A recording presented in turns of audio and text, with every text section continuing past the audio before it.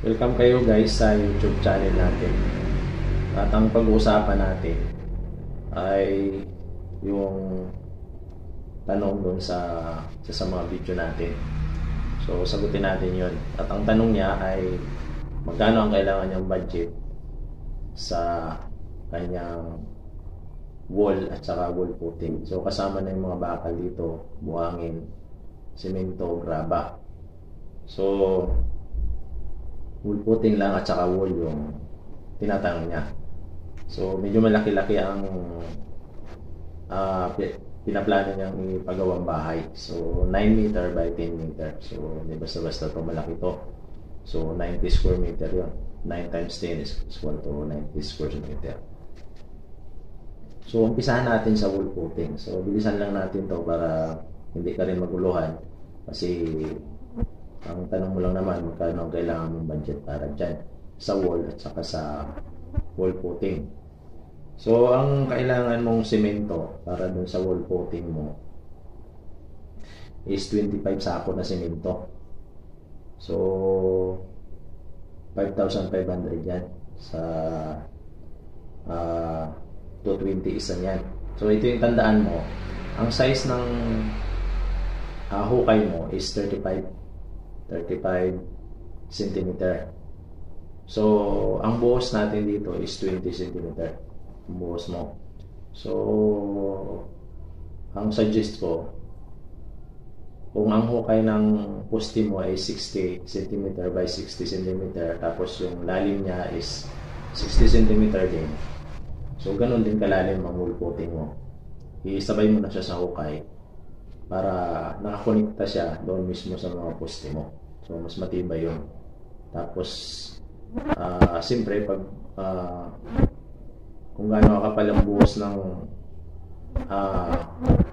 kulong footing mo, so ganun din kapal ang buhos ng wall footing mo. So pwede mo siyang isabay kasama dun sa mga kulong footing, sabay mo yung wall footing mo buhos para isang buhusan lang. So pwede ka na nga direkta magkuhan yan, direkta magkasintada pagkabuhos mo ng wall footing. So dalawang kwarto ang nilagay kong estimate dito. Tapos yung size ng CR mo is 2 meter by 1.5 meter. So katamtaman yung laki ng CR na yan. So siyempre kailangan mong padiran din yan. Yung mga kwarto mo kailangan padiran din yan. So sa wall footing natin kanina is 25 sako na simento. So 5,500 yun. So kailangan natin dyan ng 2.5 cubic na buhangin at saka 3.5 cubic na graba. So ang presyohan niya is 2,500 yung buhangin at yung graba is 3,500. So yun yung kailangan natin sa wall footing mo na simento, buhangin at graba. So isusunod natin ngayon yung mga bakal na gamitin mo. Sa wall footing, gagamit tayo ng bakal na 10mm na dalawa. So, dalawa haba.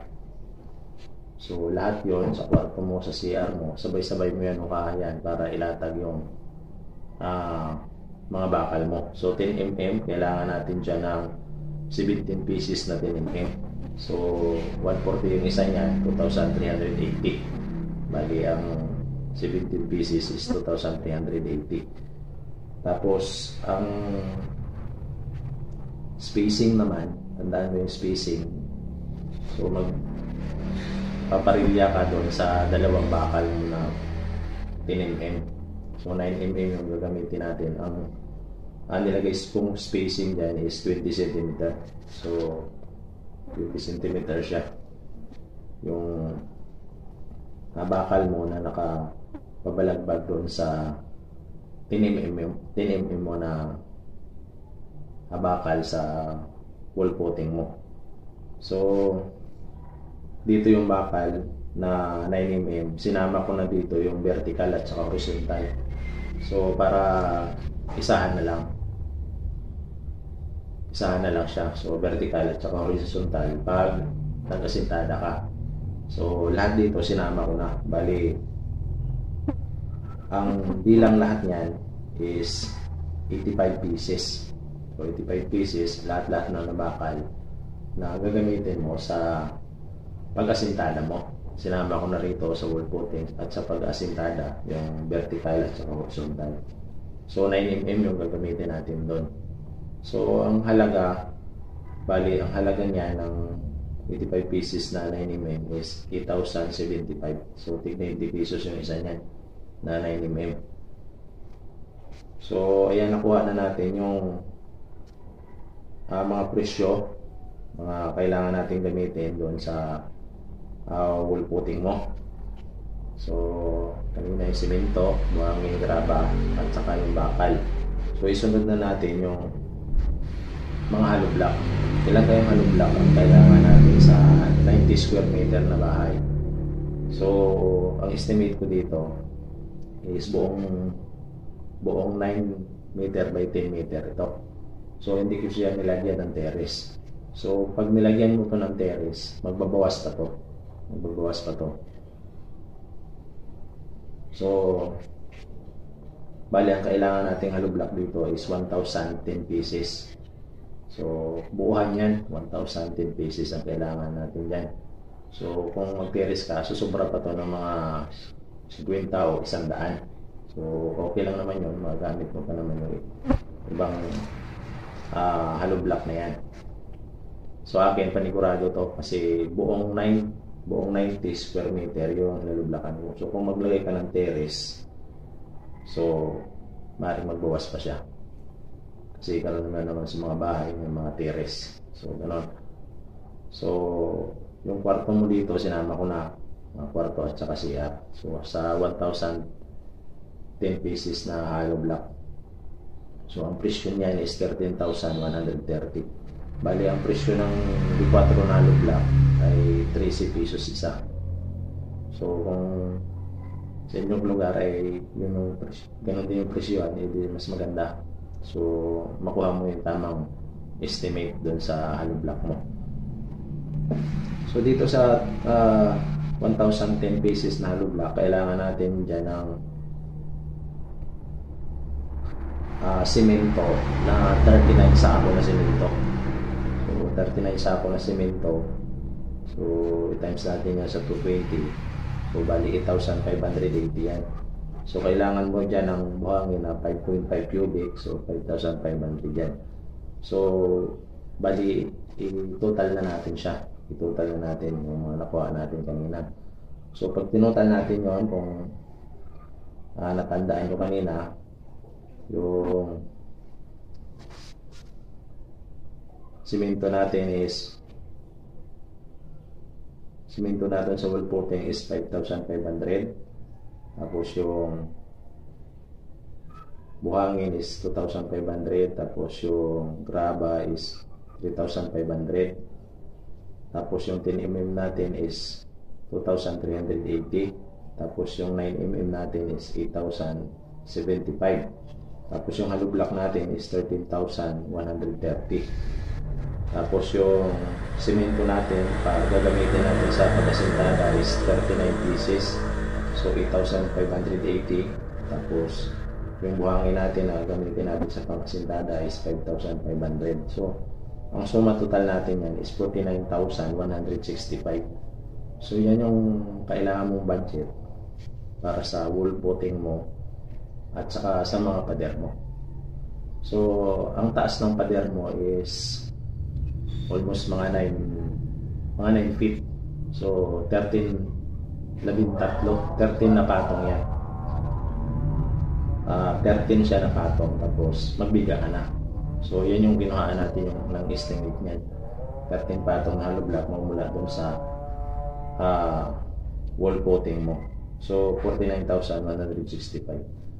So magkasya to pag sundan nyo lang yung guide ko. Sundan nyo yung mga guide ko. Tapos yung mga timpla natin. Ang timpla natin dito sa sintada is isang hollow block, isang simento, 4 na buhangin. So dito sa timpla ng wall putting natin, yung bubuhos natin sa wall putting is 134. So So, isang simento, 3 buhangin, 4 na graba. So, karaniwan kasi sa mga graba, dito naman sa amin, is green sand na.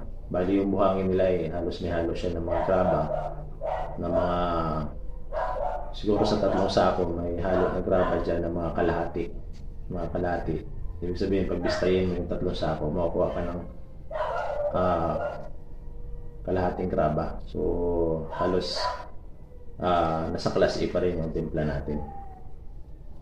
So, ayan lang. Tapos yung kapal ng bubuhos natin sa wool footing is 20 cm. Tapos yung lapad niya is 35 cm. So, yan lang ang tatandaan para magkasya yung estimate natin. Kasi kung ang pagbuhos nyo sa wool footing nyo is 20 cm, kinapalan nyo ng mga 30. So, magkakaroon ng diferensya. Maaaring kulangin siya. So, yun lang. So, standard naman yun yung mga buhos natin. So, ayan. Kailangan mong budget is 49,165. So, 50,000 na kailangan mong budget dyan sa 90 square meter mo na bahay, sa wool niya, tapos sa hollow block, sa bakal, sa simento, sa buhangin at sa graba. So, yung mga alambre, so, maliit lang naman na halaga yun. So, dagdag na lang dyan. At kung ano pang kailangan gamitin dyan na